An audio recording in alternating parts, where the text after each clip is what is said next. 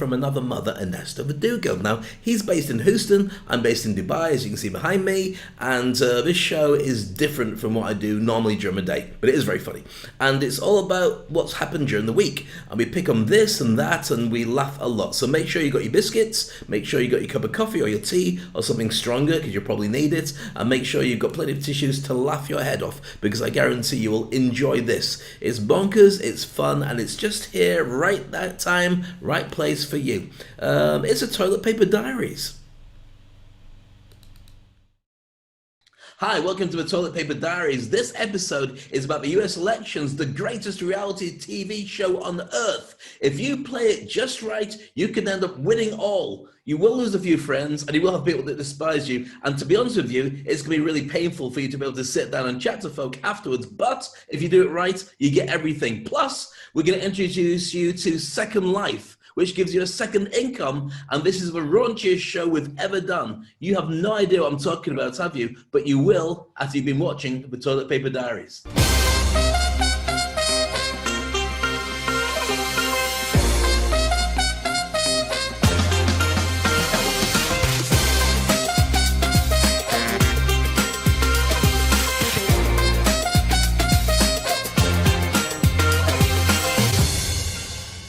So hi Dave, welcome to episode 72, and as we said last week, once again it's been a crazy week. We started with Joe Rogan offering himself to be the moderator for the debates, and then we have all sorts of craziness. So what do you think of this week so far?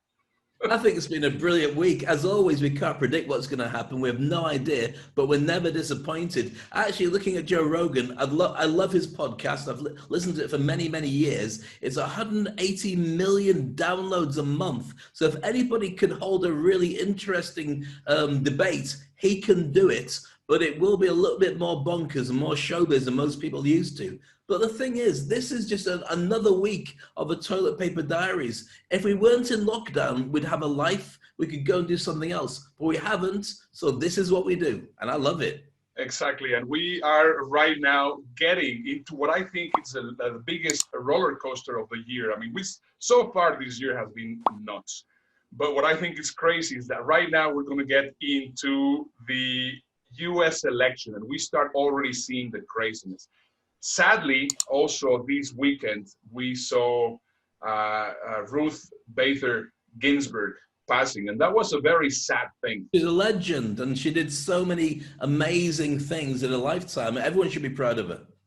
But it's going to be also a crazy time. I mean, they're saying that by the weekend, they're going to be having already a candidate and who's going to be taking over, and it's just insane what's going to be happening. Now, the closer that we get into the elections, the more bonkers this is going to be. So that's why we decided to call this show the greatest show on earth. And we're going to be explaining to you how this is really like a reality show. And I think you're going to find this presentation fascinating. So stay with us, because you're going to learn so much about what's going on and how you can interpret every single thing that is happening. That is going to be one incredible episode, right, Dave?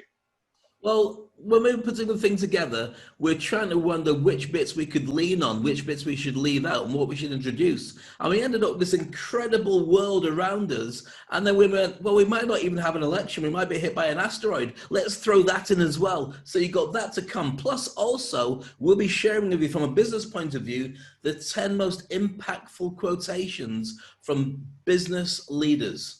That's going to be our 10 things this week. So there's so much to enjoy in today's show. Yeah, it's going to be great. And what you're saying, you know what? Right now we're seeing here on the screen, asteroid 2018 BP1, I think it is. We're seeing it here. And it's predicted to actually hit Earth on the 2nd of November, the day before the elections here in the United States. Wait. You said hit Earth. Everything I saw, it was going to miss Earth. Have they changed it? Because to be honest with you, I like being around. Even if it's a bit crappy being inside, I'd still like to be alive, if that's okay.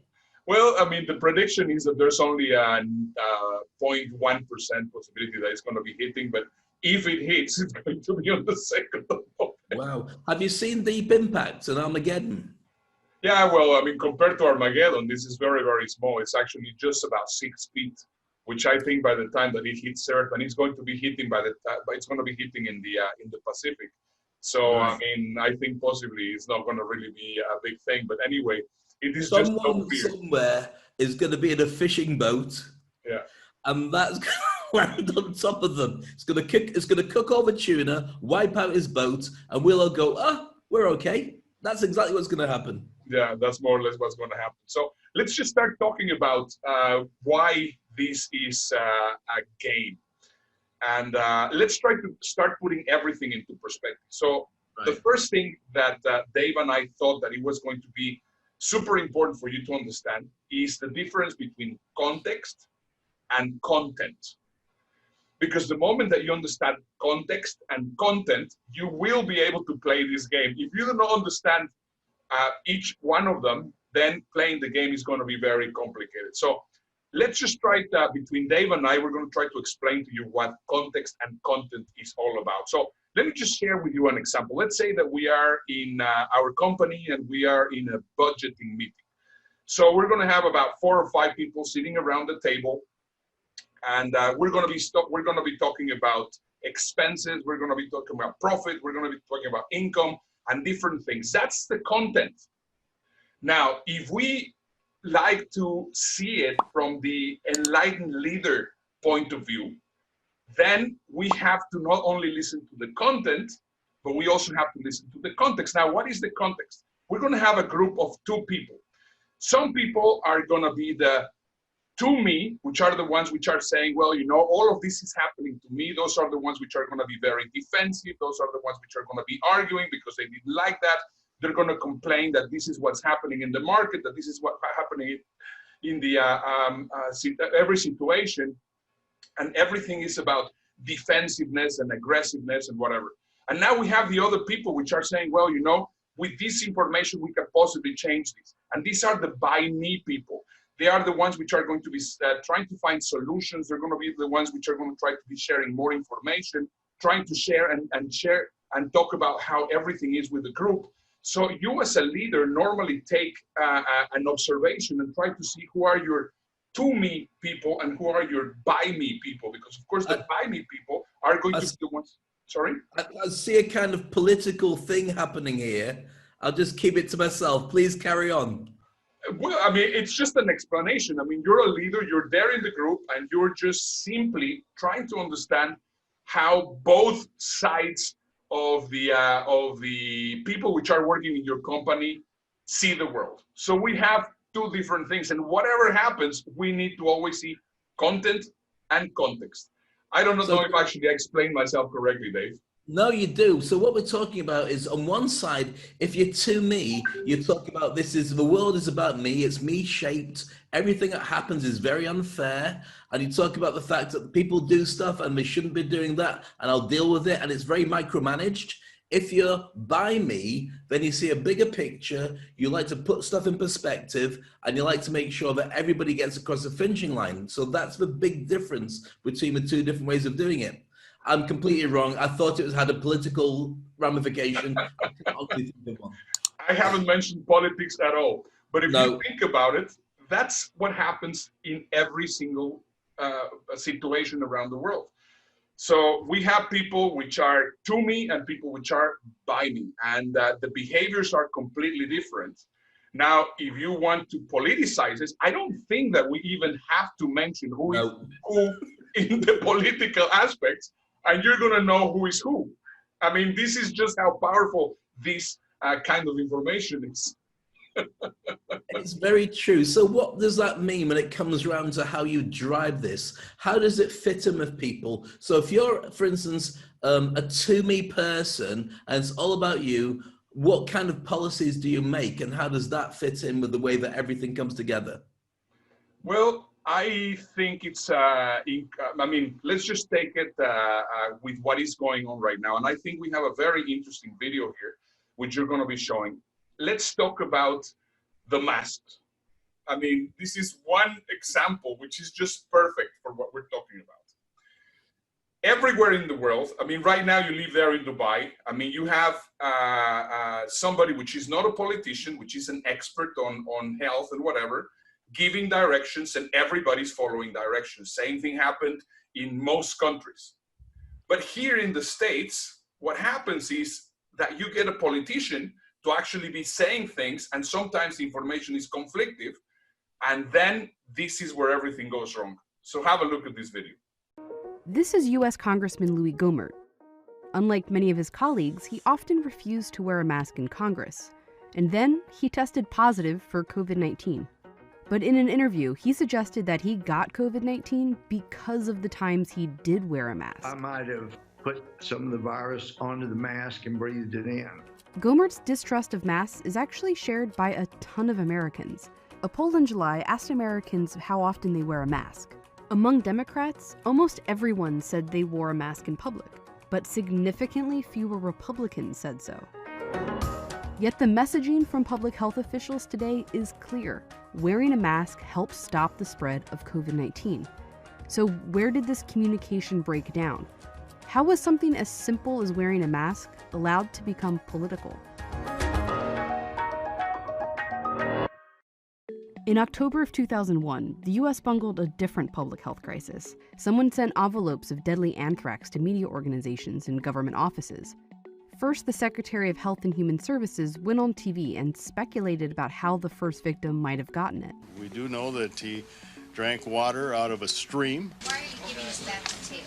Just because he was an outdoorsman, and there's a possibility that there's all kinds of possibilities. We don't know. We don't know yet. As the crisis continued, different officials gave different conflicting information. No one was really in charge of communicating to the public. And it led the U.S. Centers for Disease Control to make this, the Crisis and Emergency Risk Communication Guide, or CIRC. It's a guide to how to communicate during a public health crisis. The CIRC guidelines are really a reflection of the lessons that were learned from failures. Glenn Nowak used to be in charge of communications for the CDC. He's used the CIRC and even wrote some of it. And he says one of the biggest lessons from the anthrax attack is what the CIRC now calls the most important role in a crisis, and the key to preventing mass confusion, having a single person as the spokesperson. It really helps to have one primary voice, one primary face.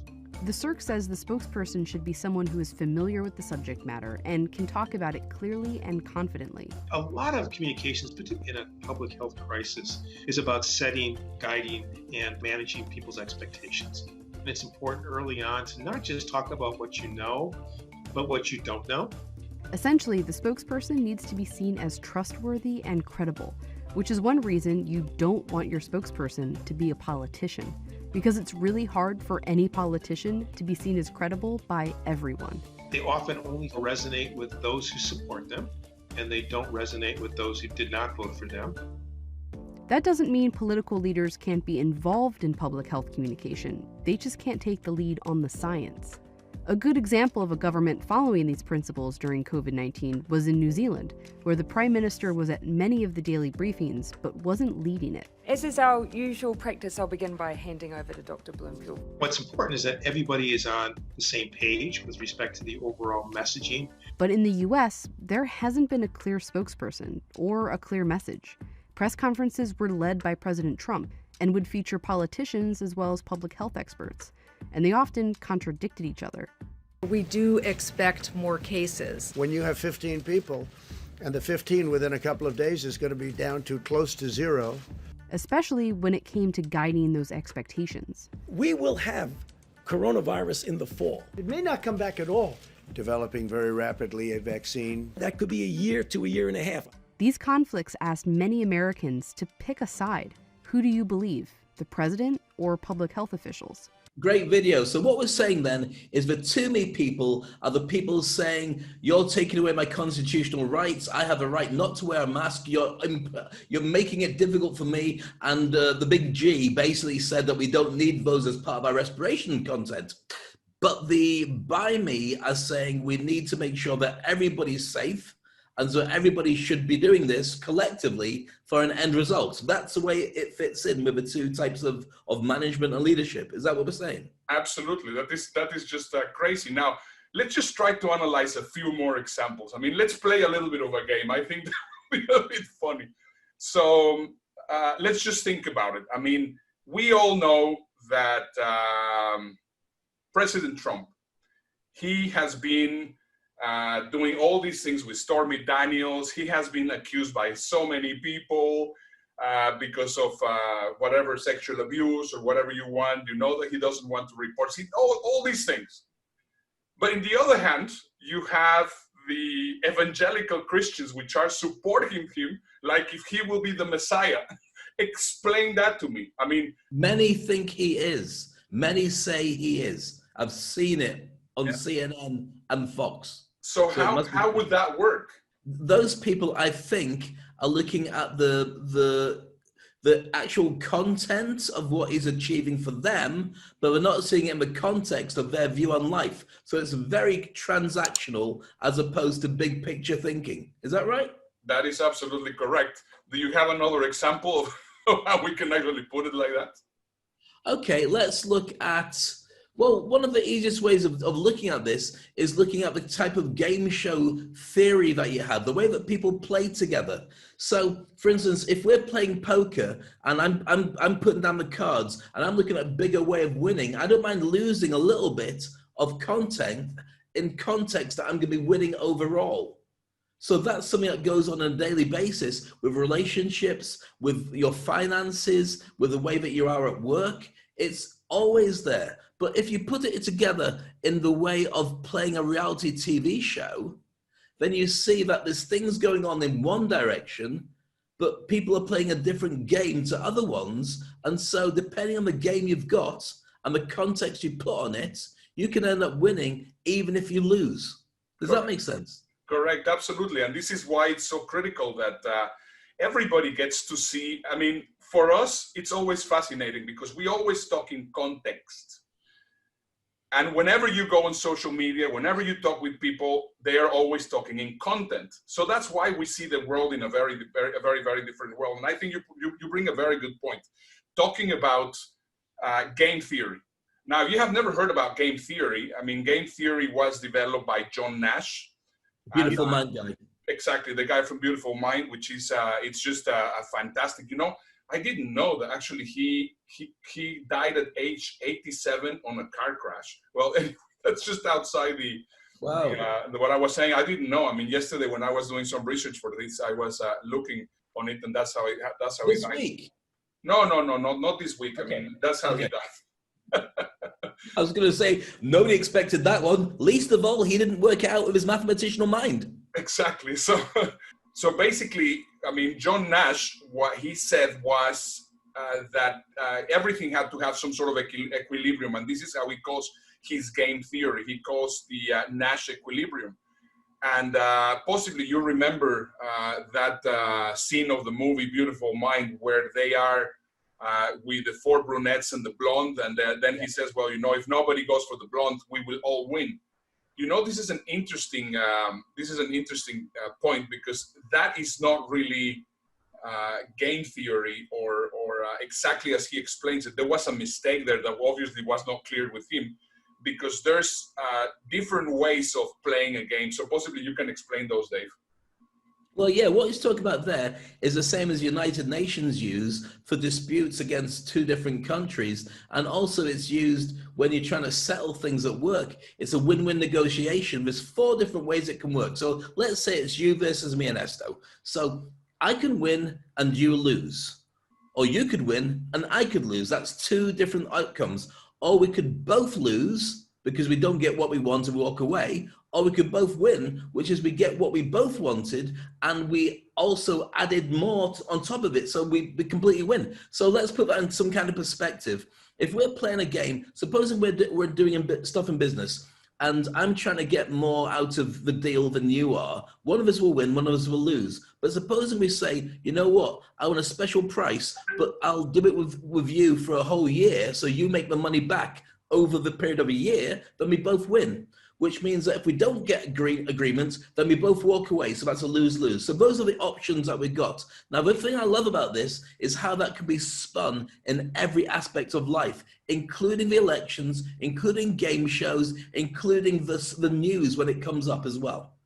So you're saying that the elections are a zero-sum game. That means that there's going to be one person which is going to win, and it's doing everything possible for one person to win. And then there's going to be a person that, because not understanding the strategy, how the other person is doing stuff, it's going to lose, right? This is getting very complicated, but yes, you're absolutely right. One winner takes all. The other one gets zero, because we see it, especially when you start talking about executive decisions, that as soon as you're in power, you can just change the game in front of everybody, and they can't do anything really for about 4 years. So yes, it's a very simple one, and it's not one where they're going to be a win-win. Nobody's interested in that. It's definitely winner takes all, which is why it's so much at stake to see what happens when we have the big elections. So the interesting thing here is that even though that there's two players in the game, that doesn't really impact what's going to be happening because of what we were talking about earlier on the conditions of the market. But that's just completely a different thing. So possibly, Dave, we have been talking about how an incredible reality show participant Donald Trump is. Possibly you can run us through the process of why we say that he's the ultimate reality show participant and how the elections are exactly like a reality show. So let's get back into the news of the week. Let's talk about Donald Trump and also Joseph Biden as competitors in a reality TV show. Now, the thing is, Donald Trump is very well known for being the host of The Apprentice and going, "You're fired," to everybody, and became incredibly popular as a kind of Disney villain type character for that. Now, what that means is because of his knowledge of TV, his entire running up to the elections of 2016 and his entire presidency have been played like he's still in a reality TV show. Because the important factors that go into it means you've got to have people watching who are observing what's going on. You've got to have somebody who's playing games, and you've got to have an X factor that means you can't take your eyes off them. So what is that would make it all work? Well, the danger is, well, it's not the danger so much. We're trained to keep our eyes on things that might be difficult for us to deal with. So for instance, if you're going to an event and you see 100 people, of which you say, "What do you think of a new suit?" And 99 say it looks great, and one says it looks terrible, you look like a clown, you might be dressed as a clown. You remember that one person. Now, here's the whole point. If you can be that one person every time, everybody will remember everything you said, and it'll blot out the 99 nice things that are being said by other people, because it's built into our DNA to keep an eye out for danger in case it threatens us. So if one player is able to do that all the time, the whole world's going to be watching them.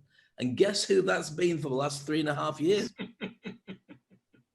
Let's talk about some examples. For me, I think the most memorable example, and the funny thing is, he even took her to the administration at the very beginning. I mean, do you remember on the first Apprentice, Omarosa was the one that really killed it on that show, because she was playing the game in the exact same way. I didn't come here to make friends. I said that from day one. Right? Absolutely. She realized it's not a game show.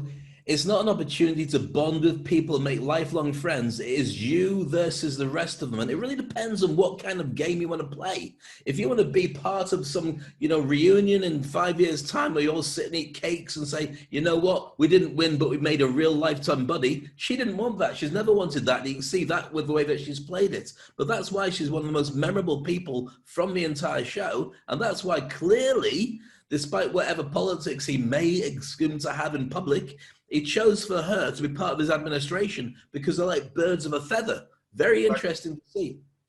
And with the game shows, there's always somebody that stands out because they play a different game to everybody else. Mm-hmm. Let's have a look at some examples. Can you think of any, Ernesto? Well, I mean, one of the guys that I can think of is this guy, Dr. William in Big Brother. It was in, I don't remember which season it was, season 6 or season 9 or whatever it was. I didn't really watch the whole Big Brother, but of course, I mean, he was on the news constantly, and he was really making it, he was an a-hole. And he was just basically making it clear for everybody that that's what he was. He made it perfectly clear from the very beginning. He hated everybody else in the house. He couldn't see a redeeming feature for anybody in the house. But there's a really interesting mindset behind doing that. If you turn around and you disparage everybody, they're on the back foot. If they act like they care, especially in a reality TV show where you're going to be voted as being popular, they're spending the rest of the time saying catch up. They're playing catch up to be back in the good books, which means that he's already won before you start the game. Yeah. If you turn around and say, no, you're not good enough for me. You're not good enough for me. I don't care what you do. It's not good enough. Take your money. It's not good enough money for me. That's exactly the game he was playing, and he won. That's why it was so powerful.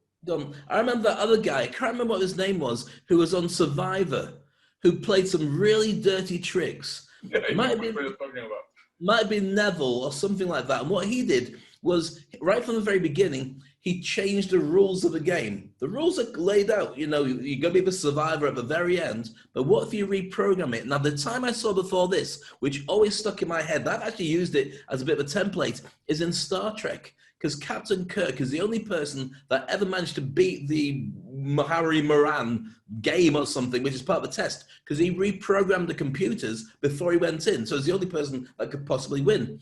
What we're talking about is doing that in real life. This guy was the one that burned the socks and threw away the water from the other competitors, right?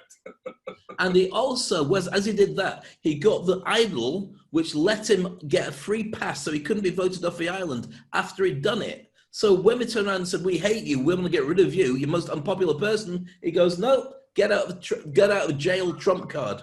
I shouldn't have called it Trump card. Get out of jail card. And I can instantly stay on regardless. Maybe the world now is more of a villain shape than a hero shape. Well, the hero can play the whole game before, but the villain just has to step in there and get what he or she wants. Exactly. The funny thing is, I mean, just so that actually we can put things into perspective, this week, another crazy thing. Trump says that he's going to create an executive order, so if he loses, that Biden will not be able to actually become president. I mean, he's basically doing the same thing as this guy from Survivor. But this is a different game he's playing. This is playing a game of misdirection, which is like that. Look at that, and you don't see what this hand is doing. And that's a genius. And I think that that's something that, regardless of like Trump, don't like Trump, he's the master of this in a way that I've never in my life ever met anybody or seen anybody who can get the whole world to look in a wrong direction while he's doing something over there. He's brilliant at it. Yeah, absolutely. Well, you know, I mean, look about what happened this week. I mean, first of all, there's not going to be a deal with TikTok. TikTok's going to be banned. And it was supposed to be banned on Sunday.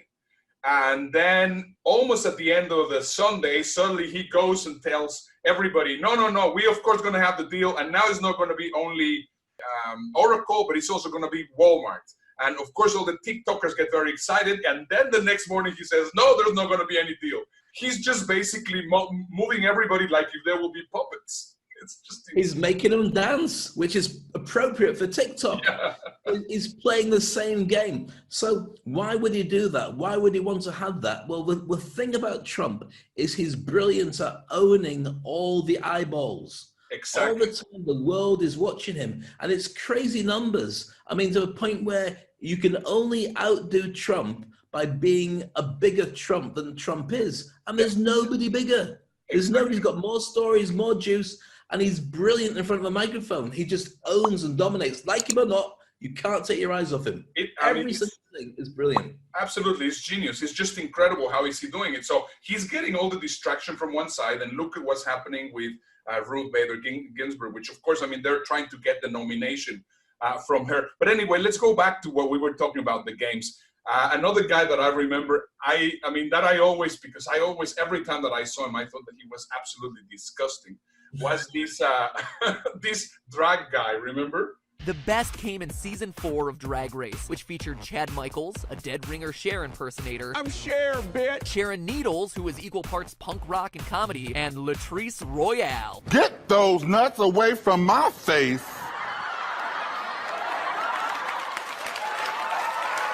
But in a field of talented, funny drag queens, it felt like one in particular, Fifi O'Hara, was dominating all the airtime. How? By bringing the heat to anyone and everyone. Everyone hated her. She was the worst. I hated watching her. It was awful. But at the same time, I couldn't look away. At least I am a showgirl, bitch. Go back to Party City where you belong.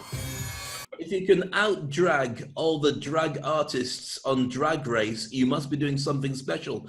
And the thing was, the guy we're talking about was by no means the most talented or the most funny, but definitely the most bitchy, and definitely the biggest in-your-face complainant. And if you think about what the show's about, is it about winning, or is it about being remembered and getting work after it? To be honest with you, it's probably the second one. So that's why he comes out as possibly one of the biggest standout stars, because he played the ungame. He played the unpopular, unrules-driven one, and he played a different game that he created himself, which is, whatever happens, I'm not joining in. And it's a really powerful way to do it. The whole thing can't move on if somebody stands in the middle of the road and goes, nope, not going forward. You got to get me going with you. And that's a game that he's playing. And Trump's brilliant at doing this. Now, the thing is, we haven't even mentioned Biden yet. We've not come up with any conversation about Biden, and there's a very good reason for that. Because he's also a part of the game. I mean, Dave, the reason why we came up with all these conversations, I mean, one of the things that I love the most, of course, doing the show, it's great. But when we are planning the shows and when we're thinking about how we're going to put things into perspective, we try to see it also from our own experience. And you being a reality show participant in the UK, so briefly, possibly you can tell how you can see the what happened to you and what's going on in the elections right now. Okay, well, I won't tell the full story because I think we should save that for another episode. But what I will say is that there's a game that's being played in every reality TV show, and it's not the game that you see. The game is how to win the game of the game. So what I did in my particular one was I looked at how everyone was behaving. I looked at how the season was running. And I thought, how can I win by taking little things that people aren't doing and move forward with that?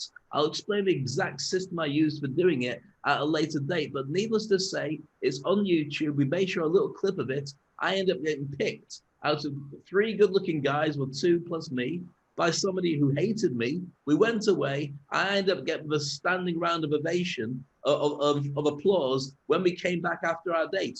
What's all that about? How could it happen? Playing a certain game by watching what's going on. And if everyone's playing a game and going that way, sometimes it makes sense to go the opposite direction, watching where they are, but knowing where you're going to go with it as well. And that's what I did, as you can see with Blind Date. It's called misdirection. Now, if you look at the very best magicians, whether it's a David Blaine or it's that orange guy in Vegas, can't remember what his name is, David Copperfield, all of them are experts at pointing that out while doing something else. Do you think we should take a look at exactly how that's being done? Here we go. Magicians, when they begin a performance, will direct your attention to, for example, a top hat that's empty, or, look up my sleeve, nothing up my sleeve, or look at this deck of cards. And that's where the sleight of hand comes in.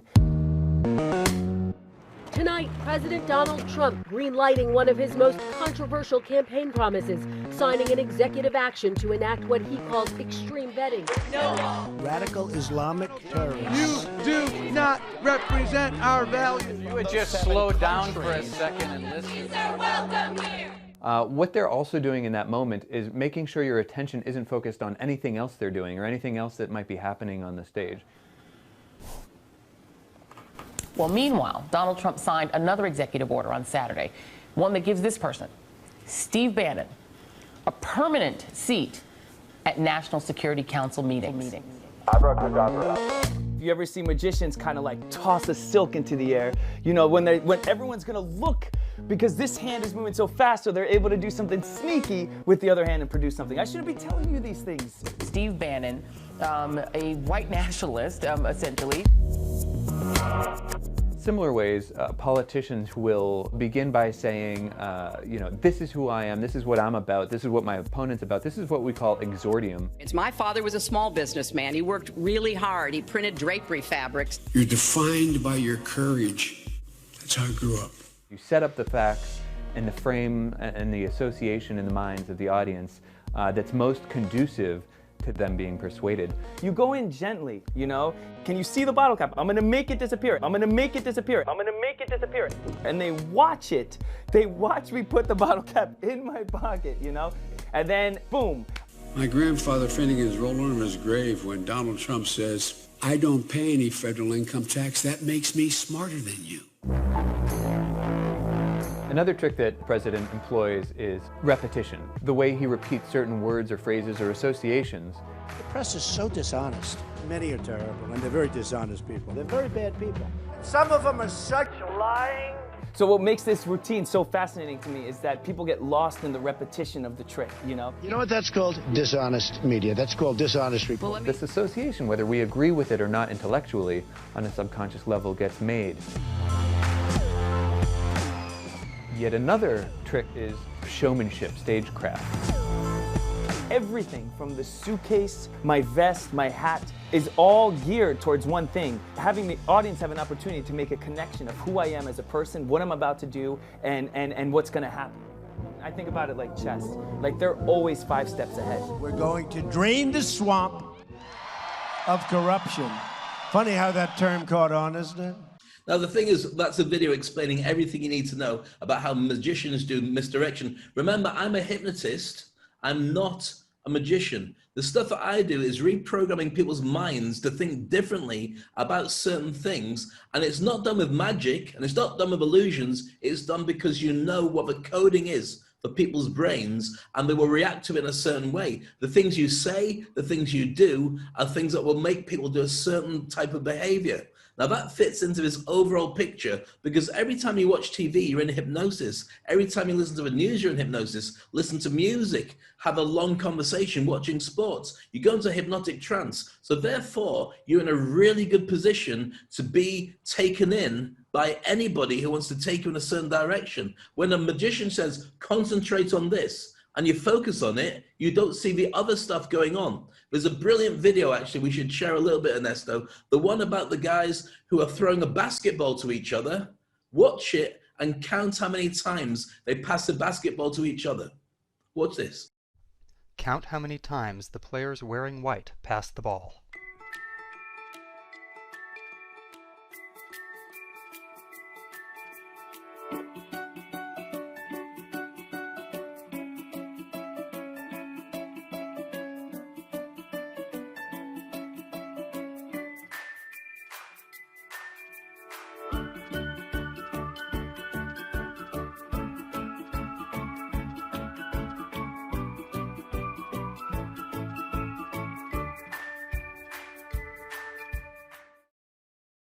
The correct answer is 16 passes. Did you spot the gorilla? For people who haven't seen or heard about a video like this before, about half miss the gorilla. If you knew about the gorilla, you probably saw it, but did you notice the curtain changing color or the player on the black team leaving the game? Let's rewind and watch it again.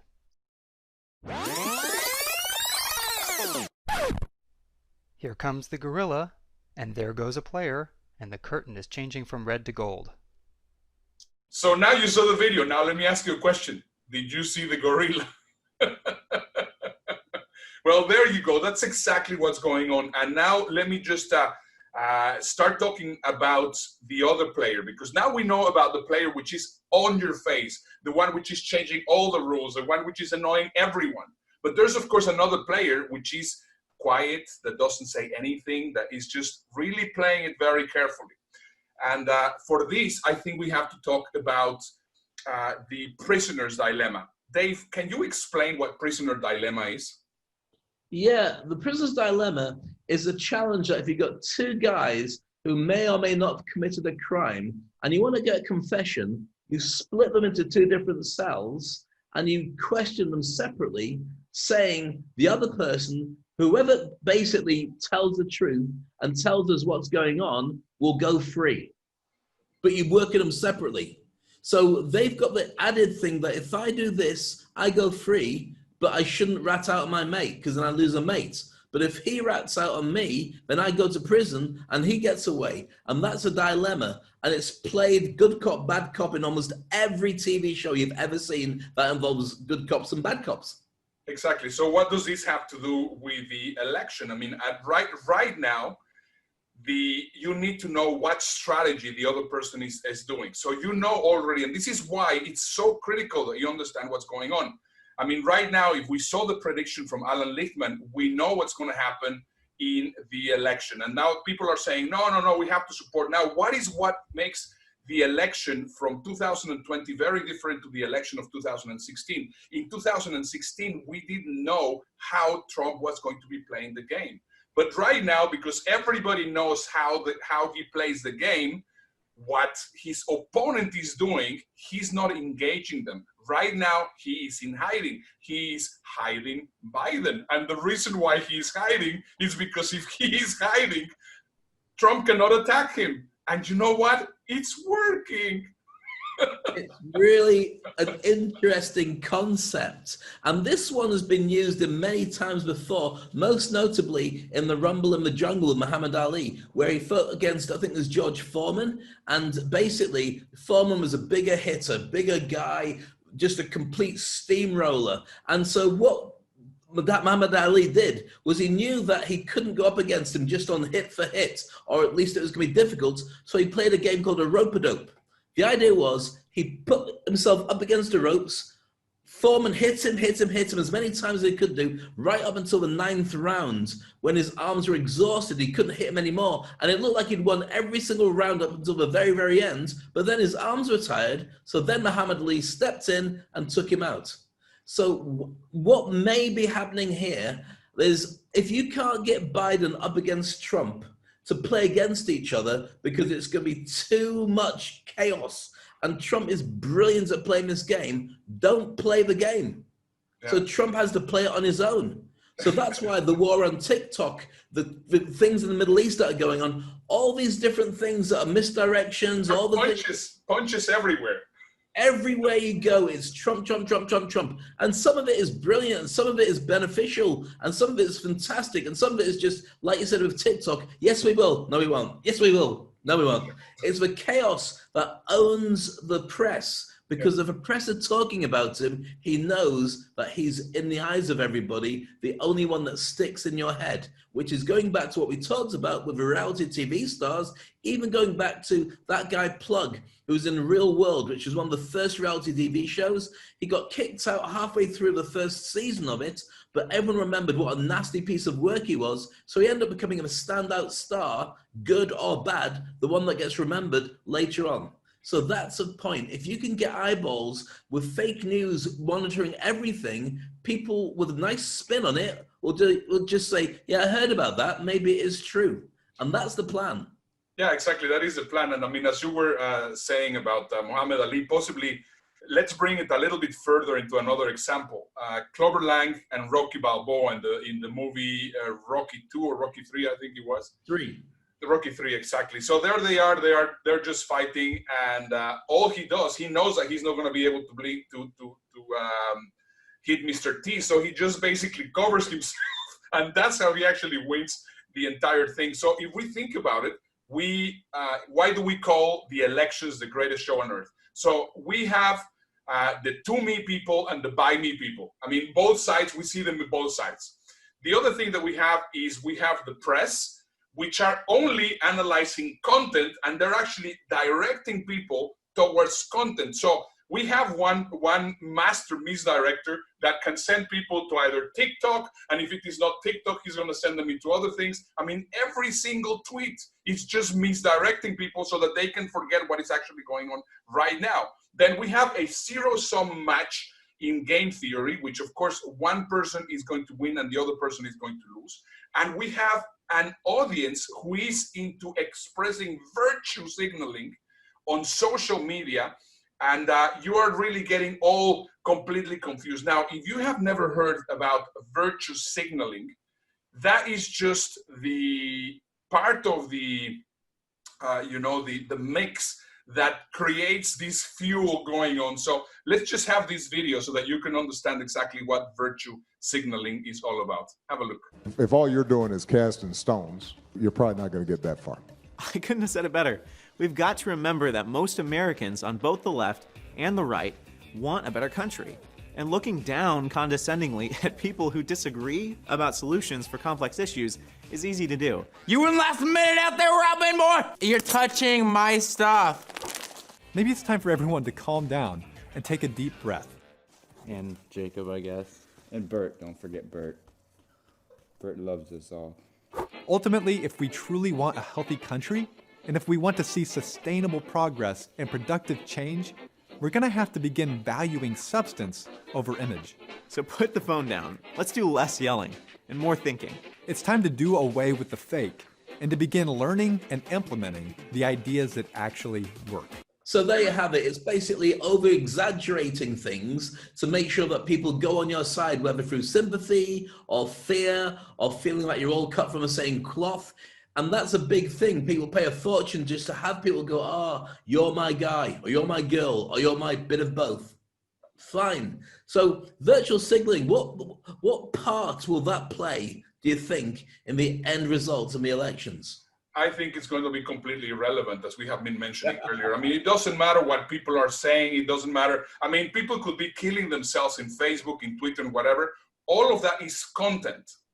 In context, we know what has already happened and what is going to be happening. And right now, it's just very interesting to see what's going to happen. Now, if we try to analyze and we see as Donald Trump as the magician in chief, we just are going to be really enjoying these next 2 to 3 months that we're going to be living here, watching the best and the greatest show on earth. This stuff with the politics, I'm not even American, I don't even live in America. It's just dominating everything. And to be honest with you, I've been watching for almost 4 years. I'm done. I'm really done. I'm not going to say I don't care who wins, but I don't really care who wins. I just want it to be over. And my hands go like this now. Who does that remind you of? Wouldn't it be amazing if we could just say no more? And we could disappear into somewhere, some la-la land, where we could have a second life and a second world, where there's no politics and just happiness. Wouldn't that just change your life and change your world, Ernesto? That would be so cool. And you know that place actually exists, and it's called Second Life. What do you mean? Can you possibly share it with everybody? Absolutely. Well, here I am, and one of the things that we're always, Dave and I are doing, are trying to get some great content for to share with you. And then suddenly I get to see that the latest trend in the virtual world are virtual strippers and virtual brothels. Virtual strippers and virtual brothels. And I'm just wondering now if we need to explain what that means. But I don't think we do. I think the best way to explain it is just to say, we have a video. Watch this. You might know about the online virtual world of Second Life. But what you might not know is that it's home to a community of sex workers who were able to make so much money that it becomes a sizable real-life income. And in the center of this world, you'll find the Monarchy, a members-only strip club and brothel that is able to charge the highest prices of any of the big adult venues in Second Life. We wanted to know what makes the Monarchy more expensive, and also just what they're doing in there, and to who, and with what. For this video, we went behind the scenes at the Monarchy to find out. Although, first, here's a quick primer on how sex work works in Second Life.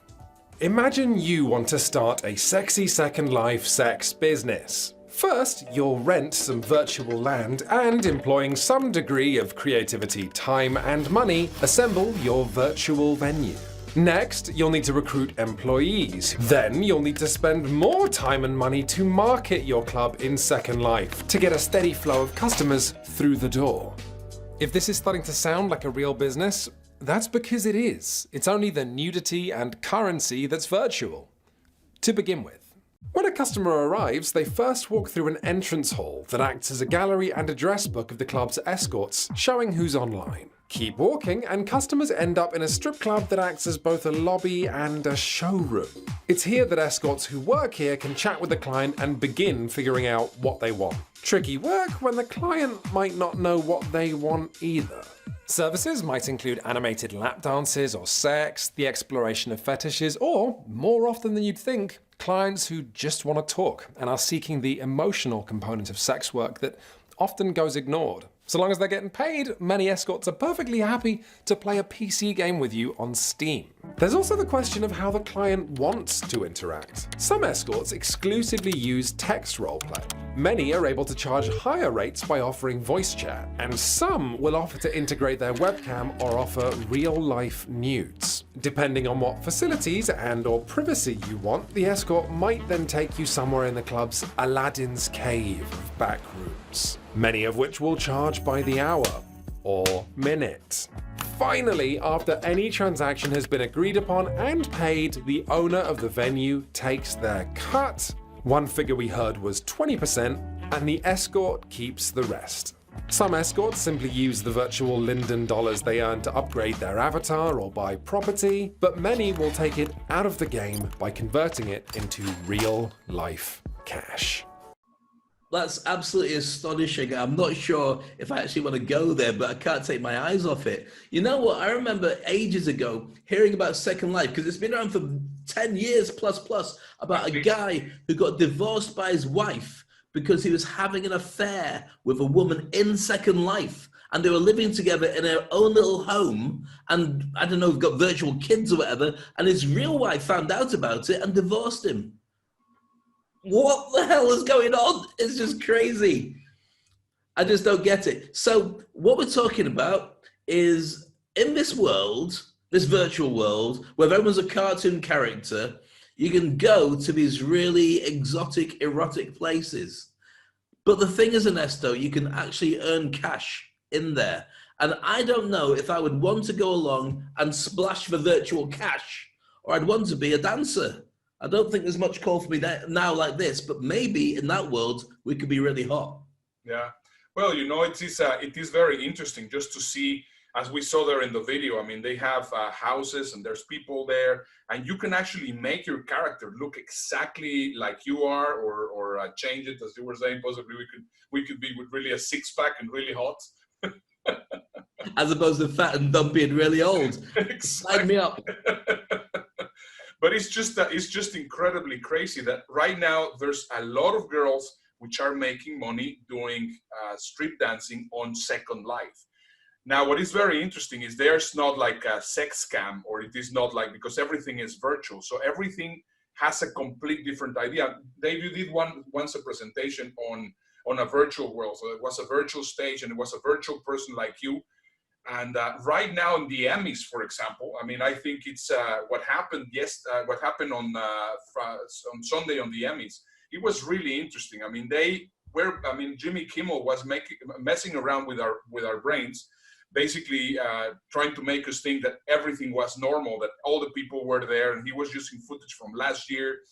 And then they suddenly brought all the stars on the screens, and I honestly believe that this is the way that things are going to go forward. There's going to be a hybrid method, but the way that we saw things, schools, events, travel, etc., it's going to remain. I mean, it's been 6 months, and I think we're finding more and more ways in how to make things work in that way.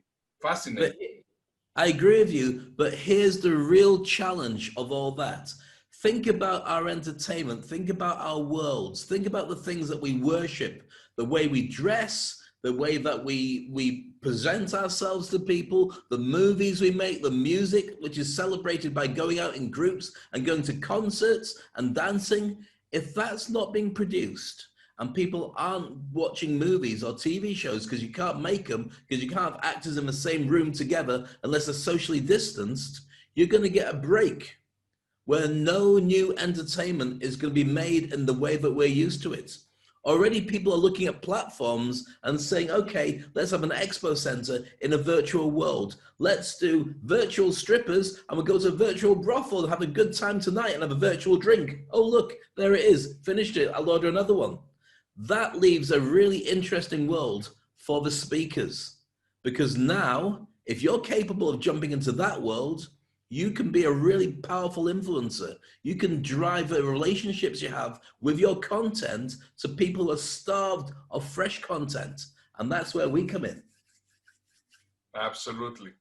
I'm very excited about it because, I mean, every time I see it, I just see 97% of the speakers having no idea of what's going on, where they're moving, what's going on. So I hope that you guys keep on watching this, because this is going to start becoming more and more interesting. Thank you. Well, amazing enough, we are out of time. It's been incredible doing this show again with you. We have done now 72 episodes of the Toilet Paper Diaries. If it is the first time that you listen to the episode, that's great. Please make sure to subscribe. Let us know what you think. And if you are already a regular listener or regular watcher of the show, we would like to thank you. We are incredibly honored to have been sharing 72 episodes of the Toilet Paper with you. Dave, more to come. 72 episodes of Toilet Paper, and the rest of it is full of stuff that we'll be sharing with you. We're going to hit 100%, and it's going to take us all the way up to Christmas. And I can't think of a better way to enjoy a Christmas than to have a special Toilet Paper Diaries. And we're like 4 months in advance talking about it, but already my head's playing with all the different things that we could do. And we'd love your suggestions as well. So it's been an honor. Make sure you subscribe. Make sure you follow us everywhere. Go to toiletpaperdiaries.com and connect with us there. Listen to the podcasts. And Ernesto, as always, it's an honor to be sharing quality time and talking out of context about some great content with you. Have a great week. Awesome. All right, guys. Think context, not content. Bye-bye.